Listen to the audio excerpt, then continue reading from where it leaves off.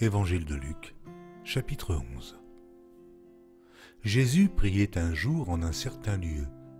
Lorsqu'il eut achevé, un de ses disciples lui dit : « Seigneur, enseigne-nous à prier, comme Jean l'a enseigné à ses disciples. »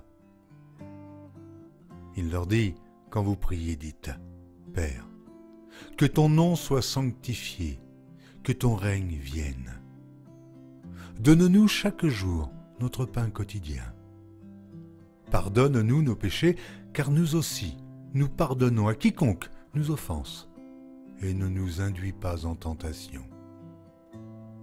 Il leur dit encore : « Si l'un de vous a un ami, et qu'il aille le trouver au milieu de la nuit pour lui dire : Ami, prête-moi 3 pains. Car un de mes amis est arrivé de voyage chez moi, et je n'ai rien à lui offrir. Et si de l'intérieur de sa maison cet ami lui répond : Ne m'importune pas, la porte est déjà fermée, mes enfants et moi sommes au lit, je ne puis me lever pour te donner des pains. Je vous le dis, même s'il ne se levait pas pour les lui donner parce que c'est son ami, il se lèverait à cause de son importunité et lui donnerait tout ce dont il a besoin. Et moi je vous dis, demandez, et l'on vous donnera. Cherchez, et vous trouverez. Frappez, et l'on vous ouvrira. Car quiconque demande reçoit. Celui qui cherche trouve, et l'on ouvre à celui qui frappe. Quel est parmi vous le père qui donnera une pierre à son fils, s'il lui demande du pain? Ou, s'il demande un poisson, lui donnera-t-il un serpent au lieu d'un poisson? Ou s'il demande un œuf, lui donnera-t-il un scorpion? Si donc, méchants comme vous l'êtes, vous savez donner de bonnes choses à vos enfants, à combien plus forte raison le Père Céleste donnera-t-il le Saint-Esprit à ceux qui le lui demandent? » Jésus chassa un démon qui était muet. Lorsque le démon fut sorti, le muet parla, et la foule fut dans l'admiration.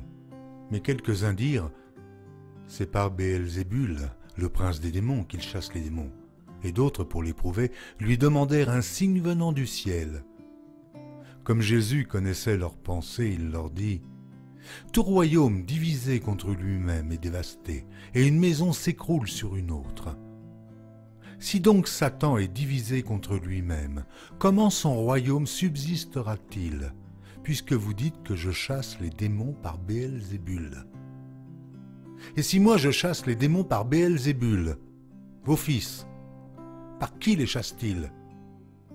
C'est pourquoi ils seront eux-mêmes vos juges. Mais si c'est par le doigt de Dieu que je chasse les démons, le royaume de Dieu est donc venu vers vous. Lorsqu'un homme fort et bien armé garde sa maison, ce qu'il possède est en sûreté.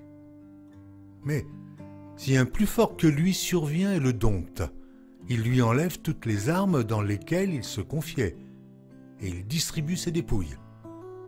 Celui qui n'est pas avec moi est contre moi, et celui qui n'assemble pas avec moi disperse. Lorsque l'esprit impur est sorti d'un homme, il va dans les lieux arides pour chercher du repos. N'en trouvant point, il dit : « Je retournerai dans ma maison d'où je suis sorti. » Et quand il arrive, il la trouve balayée et ornée.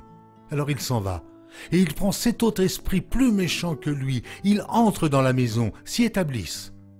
Et la dernière condition de cet homme est pire que la première.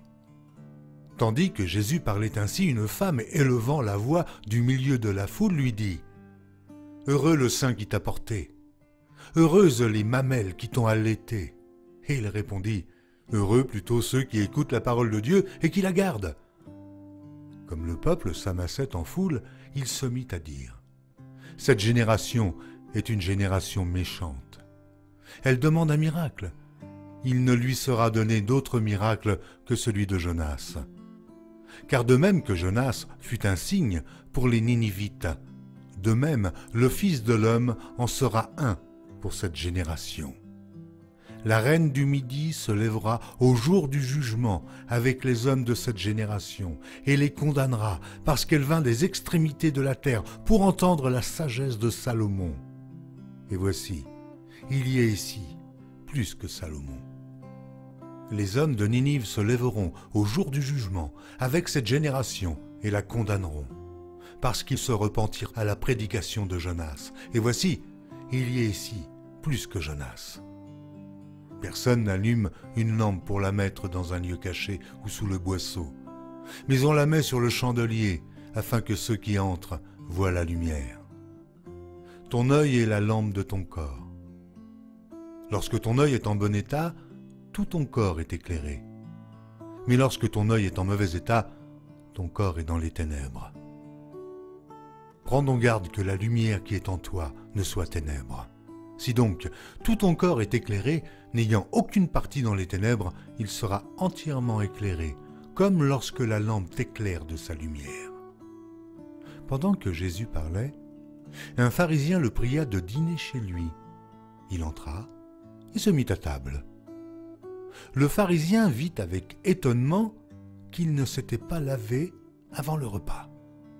Mais le Seigneur lui dit, « Vous, pharisiens, vous nettoyez le dehors de la coupe et du plat, et à l'intérieur, vous êtes plein de rapine et de méchanceté, insensé.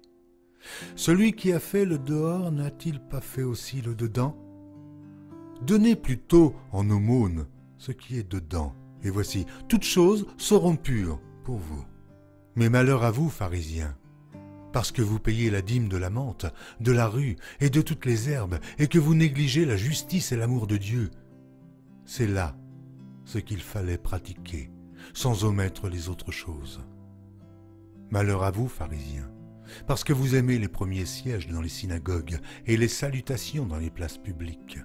Malheur à vous, parce que vous êtes comme les sépulcres qui ne paraissent pas et sur lesquels on marche sans le savoir.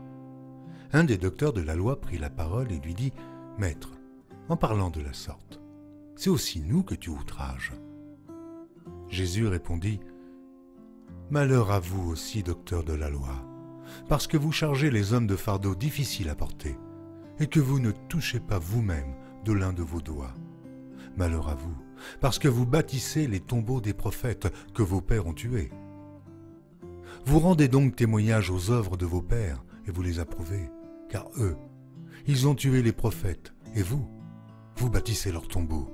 C'est pourquoi la sagesse de Dieu a dit, « Je leur enverrai des prophètes et des apôtres, ils tueront les uns et persécuteront les autres. » afin qu'il soit demandé compte à cette génération du sang de tous les prophètes qui a été répandu depuis la création du monde, depuis le sang d'Abel jusqu'au sang de Zacharie, tué entre l'autel et le temple, oui, je vous le dis, il en sera demandé compte à cette génération. Malheur à vous, docteurs de la loi, parce que vous avez enlevé la clé de la science, vous n'êtes pas entrés vous-même et vous avez empêché d'entrer ceux qui le voulaient. Quand il fut sorti de là, les scribes et les pharisiens commencèrent à le presser violemment et à le faire parler sur beaucoup de choses, lui tendant des pièges pour surprendre quelques paroles sorties de sa bouche.